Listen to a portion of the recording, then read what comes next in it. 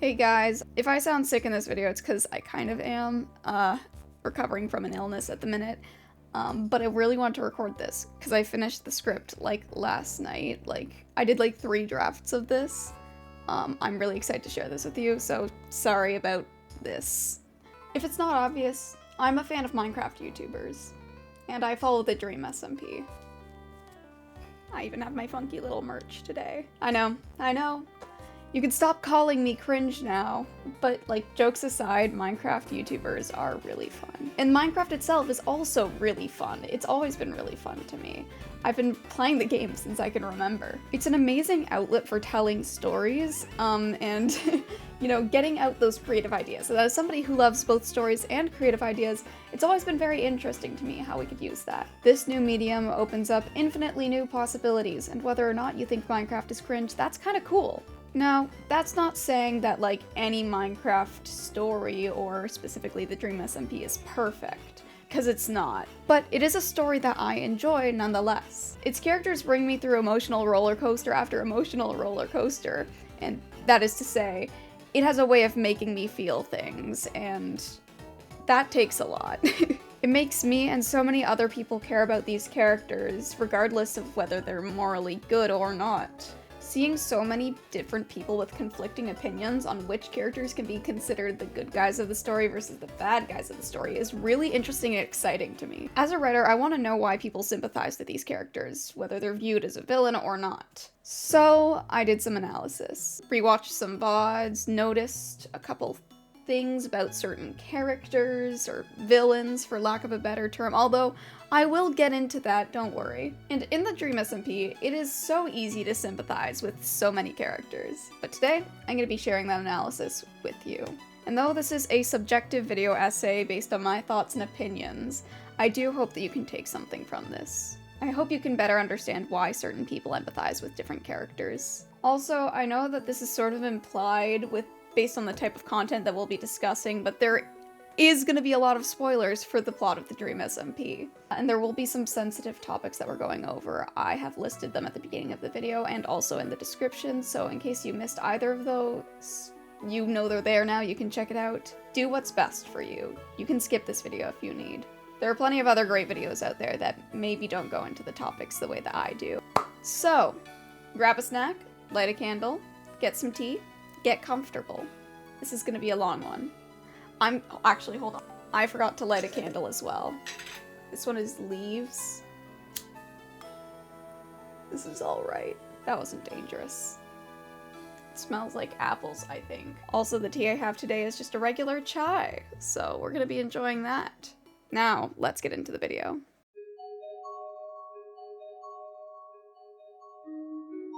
So, to properly analyze which characters I'll be taking a look at, I first want to establish what a villain actually is. If you haven't kept up with the Dream SMP, you may be looking at that sort of sentiment and thinking, really?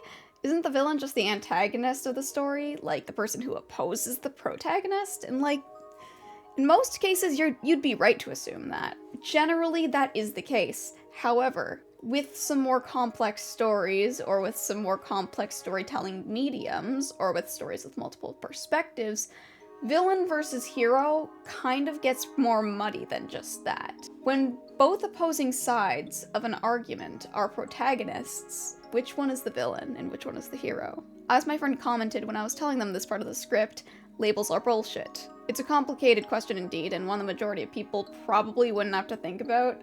But the Dream SMP makes this an especially important question to ask, because they decided they were built different, and they were going to tell their story through the form of Minecraft roleplay on Twitch streams. And that doesn't sound particularly impressive when you just say it like that, but honestly it really is, and it has a lot of implications for, you know, different characters and what they mean, and being able to watch the different point of views of like any character that you want can really open up the scope of the story. Yep, one of these main benefits is that in most cases, especially more towards the beginning of the series, if there was something happening on the server, you would be able to look at almost anybody's point of view of it and see exactly why they got there, where they're coming from, and their motivations. As the characters were played by streamers, because they were streaming their part of things, the audience could choose who they wanted to watch when they wanted to watch it, and who they'd support because of that. This led to all characters being seen as more morally gray than not, but the more popular POVs or point of views seem to be considered by the fans as the heroes. This is still very dependent though, and not the type of specific answer that we'd want to see, but it can help lead us in the right direction. In a masterclass article called 5 Characteristics of a Compelling Villain, we can see that the author lists 5 elements that, well, make a compelling villain. Still, we can consider this criteria a sort of outline to define what standard villainy might be seen as. One thing in this article particularly stood out to me, and that is that a villain must have the capacity for evil and a willingness to do bad things. Which, again, seems to make perfect sense, given that we're talking about a villain. Then I grabbed another piece of criteria from an article written by a blog called Writing Rambles. Through observation, the writer notes that the villain needs to be relevant and game-changing in either defeat or victory. This absolutely matters in how we narrow down our definition of villainy. There are lots of people in the Dream SMP that I would consider villains of sorts, but don't really get enough attention from what a lot of people consider the main plot of the story. And because we have relevant and game-changing as a criteria, it really narrows down who we consider the main villains, if that makes sense. And finally, I grabbed from an article titled, What Makes a Villain? Part 1, and it mentioned that villainy is a choice at the end of the day. When given a choice to be better or not, the villain will always choose the wrong option to our protagonist. And I think that with all this criteria gathered together, this philosophy might be key and truly determining what makes a villain in the Dream SMP. So, to define our villains, they are characters who have the capacity for evil and willingness to do bad things. They're relevant, and their contributions are game-changing. And they continually make the wrong choices even when given the choice to change. This narrows down our cast of villains quite a bit. But I have 4 very sympathetic villains in mind that I want to talk about. Let's get into the different villains of the Dream SMP, and why we find ourselves sympathizing with them, despite their villainy.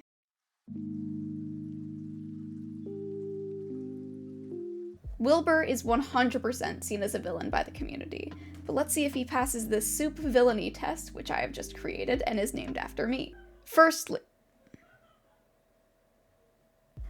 I'm sorry if you hear my family in the background, they're doing things and they're being loud. Just family things. Firstly, does WILBUR have the capacity for evil and a willingness to do bad things? Absolutely. Quite literally blew up a country, so we got that one down. Secondly, is his contribution to the story relevant and game-changing? Yes, he blew up a country. Thirdly, does he continually make the wrong choices, even when given the choice to change? And yes, when in the button room, before blowing up the country, he was reminded, hey, you really don't have to do that, and you could just walk away now and we won't say anything about it. And he did anyways. And you want to just blow it all up? I do. I think I... You fought so hard to get this land back. I don't even... So hard. I don't even know if it works anymore, Phil. I don't even know if the button works. I could press it and it might... Do you really want to take that risk? Which is always a... That's not a red flag. No, certainly not anything of... Listen. WILBUR is like the most villain I have seen. Man's really just said... He quite literally went, then let's be the bad guys, and really did it. So WILBUR absolutely passes the SVT, which is the acronym that I came up for the SOOT villainy test, because every cool test gets an acronym. I have a particular kind of bond with WILBUR's character progression I don't think I could get from any other type of character in the Dream SMP. And while a lot of this was due to the very heavily emotional subject matter, I'm gonna be honest, it had a lot to do with convenient timing as well. I first got into the Dream SMP in October of 2020, and the very first stream that I saw live was the festival. But the very first stream that I saw live, fully caught up with the lore, was the 16th. So I had just gotten, a month before, hired at this really shitty job. A place where when I tell people that I work there, they tell me that it's all up from there. And all of my extracurriculars had been canceled because of... And I was just feeling generally really isolated and lonely and sad, and I was begging for anything to do. And honestly, the Dream SMP was there for me when I needed it. So when I did see that first November 16th stream, and I was fully caught up and I knew everything, I felt like I really did know Wilbur. And as Wilbur stood there, about to press the button for real this time, I mean, I had just spent my days consuming content about him and his story and getting caught up like days. It was all I was thinking about. I watched his character grow, I watched his character fall, and I watched his character break apart.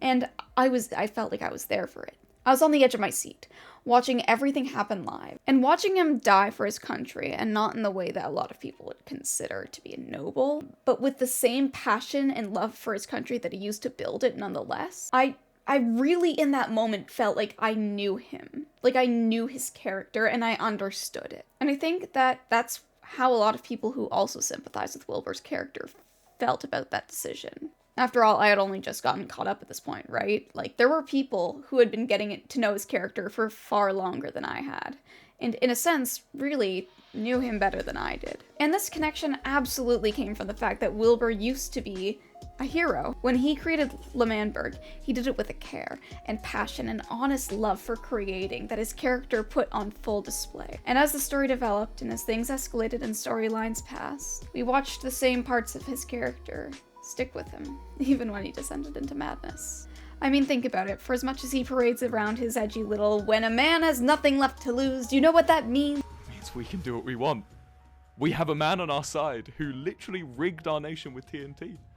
Type of act. There's a reason we still sympathize with his character, which is that even though his motivations have changed, he is honestly quite the same. He still holds within that same care and honest love for his country, but they're being used destructively now. All packaged together with the same hunger for dramatics and cravings for grandiose of his actions. All of his best and his worsts. They were still so very Wilbur that we couldn't help but sympathize with him. If he really didn't care anymore, would he be sitting there, all, if I can't have L'Manberg, then no one can have L'Manberg. If I can't have this, no one can, Phil. Or his character have turned against L'Manberg, saying, I don't care about it. I don't care what happens to it, it means nothing to me. Then would fans really sympathize with his character as much? To be fair, we did see this later. When Wilbur says that he never cared about L'Manberg post-revival, there was a bit of an outcry in the fandom. People felt as if they couldn't sympathize with this character anymore. Wilbur's character was so easy to sympathize with because we knew him. And as we descended into villainy, we kept holding on to those parts of him that we knew. And that's why we find him easy to sympathize with.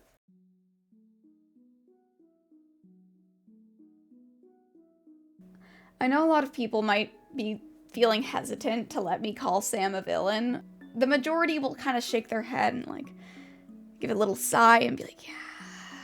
Still, for those of you who aren't quite convinced that Sam is a villain, let's see if he passes the SVT. Though based on the fact that I've included him and a solid section for him in my video, I think the answer that I'm gonna get is pretty obvious. Firstly, does he have a capacity for evil and a willingness to do bad things? Absolutely. And I know some people are gonna debate me on that, but absolutely. For me, it is 100% obvious. He is willing to do bad things. He's literally killed Rambu. He kidnapped Rambu's child. He literally tortured a man. He took an arm.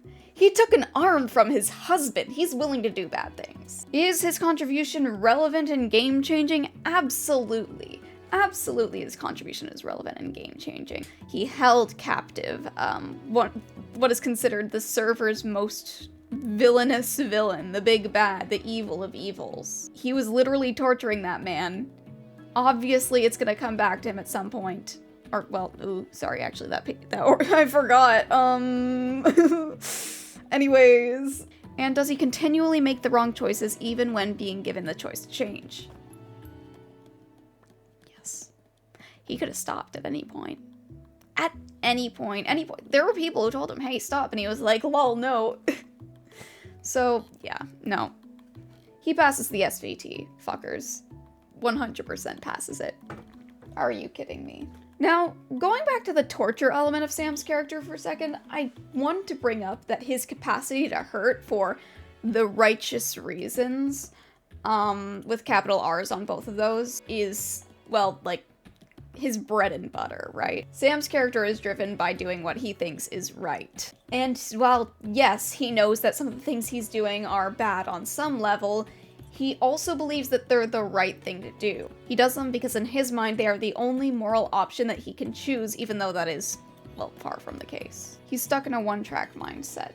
Keeping Dream in prison seems to be the only thing that he thinks about now, which is hurting both his character and everyone around him. And knowing that he's done some fucked up stuff, he still seems to be totally fine seeing himself as, like, a merciful power to the server, a hero, a protector. Yes, in his mind, he knows that he did some things that weren't very nice, but in his mind, they were the right thing to do, because Dream is still in prison. He did the right thing. In that sense, you can almost imagine him blinded by his morals. This view is entirely different than a villain like WILBUR's, because WILBUR knows that everything he's doing is bad, and is relishing in every second knowing that he's causing destruction. And Sam doesn't really think that he's hurting the server as much by his actions, or lack thereof in certain situations. He thinks that it's not anywhere near equal to the level of hurt that would be caused if Dream got out.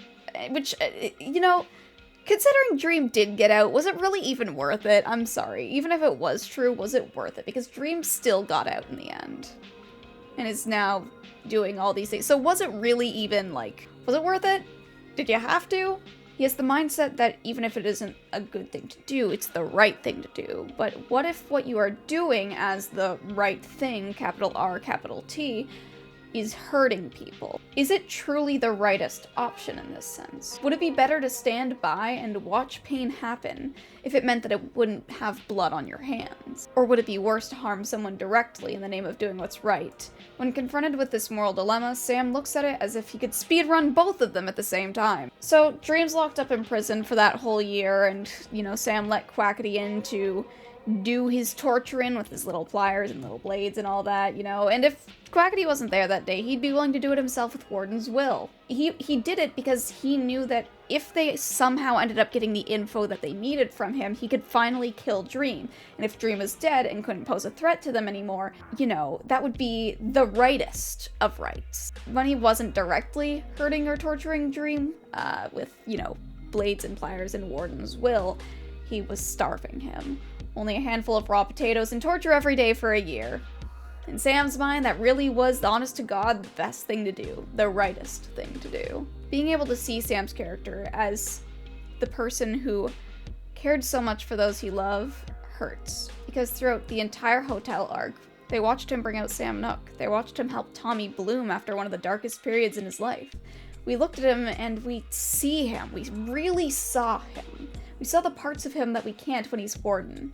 He smiles, he asks for flowers, and he helps Tommy. He heals. He helps others heal.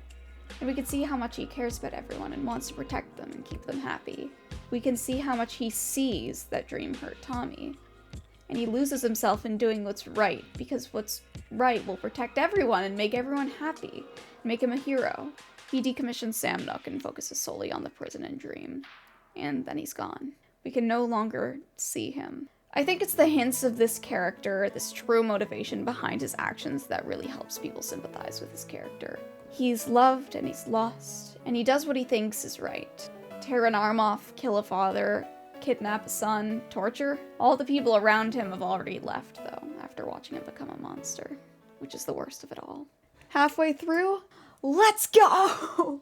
How long is this video gonna be? 40 minutes?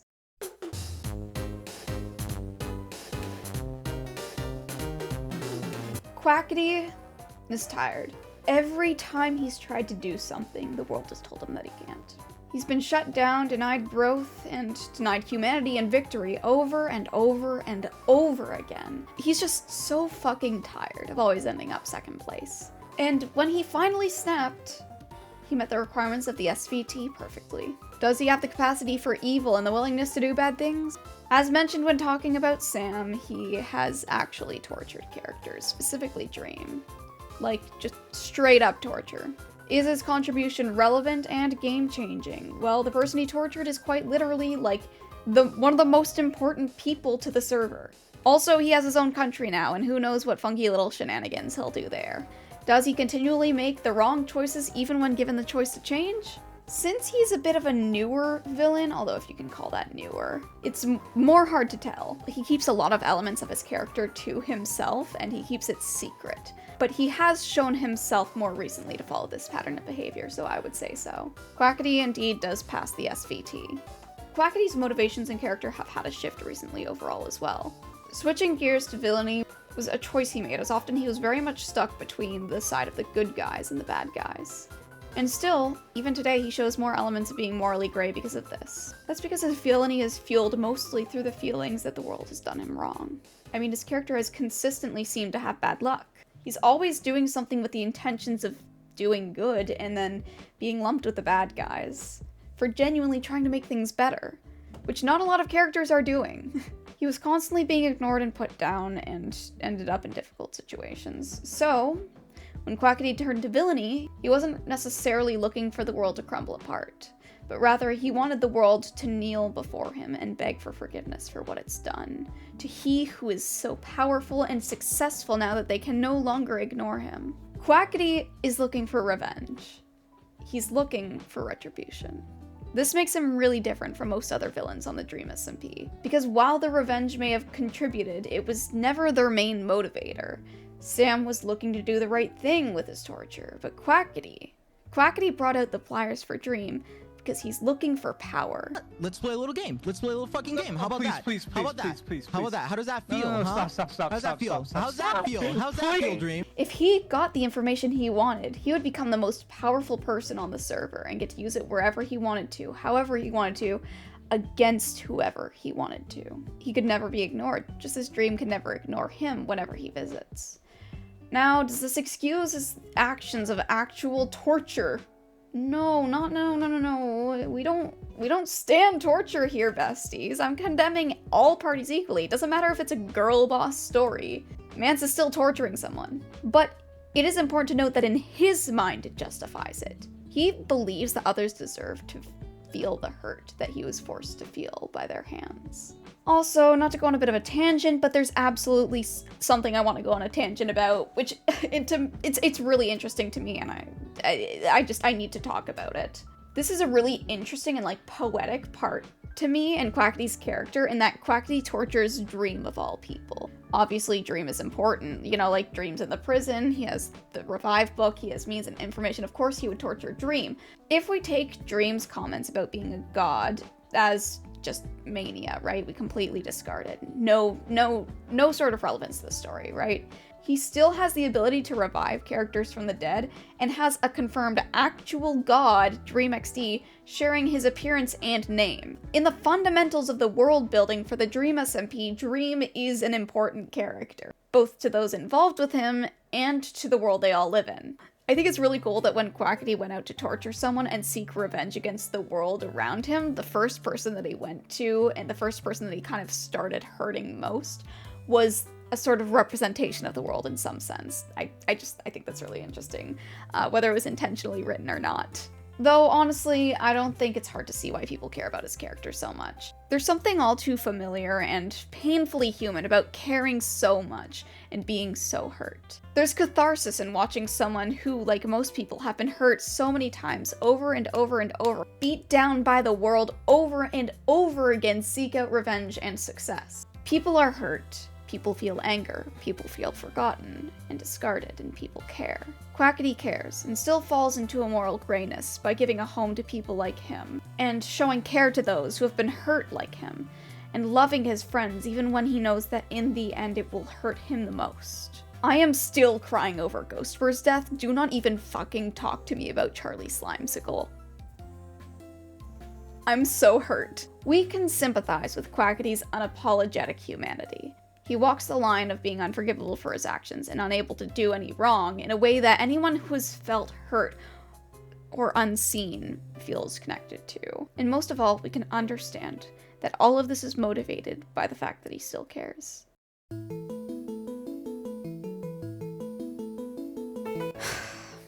I know that people are gonna have opinions about me including Dream on this list of sympathetic villains. And if you don't sympathize with his character, that's fine.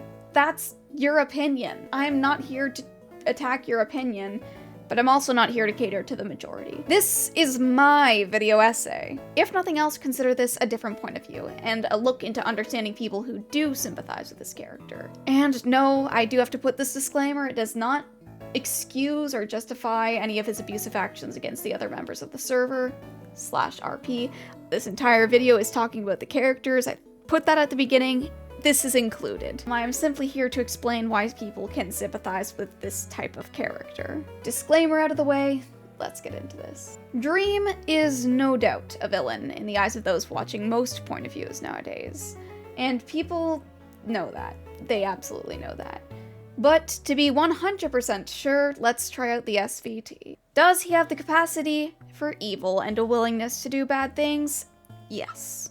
What was that? Yes, God, I'm gonna... anyways. I mean, they didn't just throw him in the prison for no reason. He's done things. He's done things. Is his contribution relevant and game-changing? Absolutely.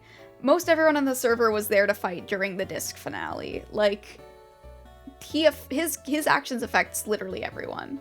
Does he continually make the wrong choices, even when given the choice to change? For as much as he pleaded with QUACKITY and the warden that he would be better if they just let him out, well, the second that he got out, he just went back to his kind of antics. He absolutely passes the test, which really isn't surprising given the more villainous actions that he's committed. But as already established, committing villainous actions doesn't inherently make you exempt from being sympathetic. There are tons of people who sympathize with Dream's character, and their opinion on the matter is actually valid despite what some people would believe. Because Dream is more complex than just a big bad character. In fact, his character carries some of the most interesting shades of gray. Dream's character is one of the most interesting villains, because for as much of a villain as he is now, he never used to be a character of villainy. He was never even, like, a character people thought might be a villain. When the server was first created, he was the first. He planted his roots in the server before anyone else did. And when his friends finally arrived, what did they do? They made a house for community. I'm trapping him. George, You're crazy. trapping him. I'm trapping You're him. too much sometimes, George. You're too much. George, you're too much. There was never anything that told us that he might become a villain, because he had a community and he had his home, and that's all that he seemed to need. When Tommy and Wilbur joined, their POVs showed everyone that they would be the underdog. They were taking on the world, quite literally. Creating L'Manberg was probably one of the worst things for Dream's character, because in his mind they were taking away the one thing that he needed: community and his home. Dividing the server into L'Manberg and not L'Manberg, in that sense. Of course, it ended up spiraling, and everything got worse from there on out. I'm not trying to justify his actions. But it's important to frame that Dream's interactions during L'Manberg did end up framing how people coming from Tommy and Wilbur's point of view would be seeing Dream's character from here on out. As a have picking on a have-not, or as the have picking on the have-nots. People sympathize with his character because they see his motivations to unite the server as one big happy family, and, well, they see his character as the old Dream, the one who had what he needed, and his friends and his home, and they know that that's all that he wants. He would do anything to go back to that, but he can't. No matter how much he tries or what he does, he can't. That time and those places are already long gone. That feeling of loss and desperation, people know. And that's what they can sympathize with about his character. He justifies the means to the end because he has to. He's desperate. These things I'm doing are awful, but I won't have to do them anymore once everyone's together again. And once everyone is in that big, happy family. As a character, Dream is often portrayed as the absolute villain of the story, and the most absolute of evils. This reputation isn't for no reason. So many of his actions will never be forgiven by the characters who he's hurt and abused over and over. However, people can sympathize with him because they see the sort of sacrifices that he's willing to make to get back the people in the home that he so desperately wants but is far too gone to get. They see his unwavering desperation and craving for something that no longer exists, and they can sympathize with that too.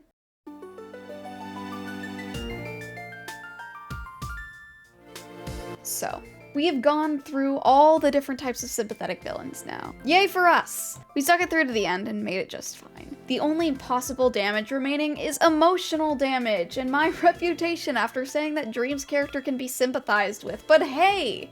If you hate people who can sympathize with Dream, that's all cool, but, you know, you doing that did acknowledge that people do sympathize with Dream, thus my point is valid! It's meant to be in the video, it's meant to be. My point is valid. I did it. I win, I think. Please don't kill me in the comments, I'm doing my best. But we did it! And there are a few takeaways that I do want to bring up about what all of these villains have in common and how you can use this information to write sympathetic villains in the future. Because this is how I do my sort of a media analysis. This is how I learn when I'm writing. How I learn writing techniques and how I improve my own writing is by looking at the best writing and the best characters and taking from them. Remember kids, in art you steal, you don't plagiarize. Our first takeaway is that every villain on the list developed into a villain. They never started that way. Specifically, the viewer got to see them start out as a not villain, and then as the story progressed, watched them become a villain. This would be important to show the readers that they aren't a total lost cause, and the potential to be good, again, is absolutely there. Especially if the reader gets familiar with their good side. This is very powerful. Second takeaway, takeaway number 2. Every villain on this list held on to what was important to them in some sense. This is extremely important because when you get people attached to a non-villain character, you know, you need to keep certain elements of them there as they become a villain. They haven't entirely lost themselves. They aren't a new character. They've just chosen the wrong path. But that thing that is important to them, that will always be important to them through thick and thin. And on that note, finally, third takeaway. They care. They still care despite everything they've done, and despite what they say and the parts of them that have changed, they still do care. They still have the part of them that lets them care, and that gives the readers a reminder that they're human, and why they're doing this, and who they are and who they were. Something else that I want to mention is that the villains that I chose were based on villains that I could sympathize with and who fit the rules of the SVT. Some people didn't make the list because they didn't fit that certain criteria. One of these characters in particular is of interest to me. So if you're interested in hearing my deep dive on her in the comments around the community, please consider subscribing and turning on those post notifications because I'm pretty sure that's the next video I'm gonna post, so you want to be there when I post it. That being said, I am feeling all sad about funky little block fellas again. So, if you like this video, please leave a like. It'll give me dopamine, it'll help me combat this pit of sadness I've created for myself. Alright, I think I have to take a cold shower now and cry about something, I don't know. Maybe I'll write a kick-ass tragedy with some really sympathetic villains. Shit, I still have to write my play for lit. I have to write a play for lit class. Alright, thank you. Bye. I gotta go.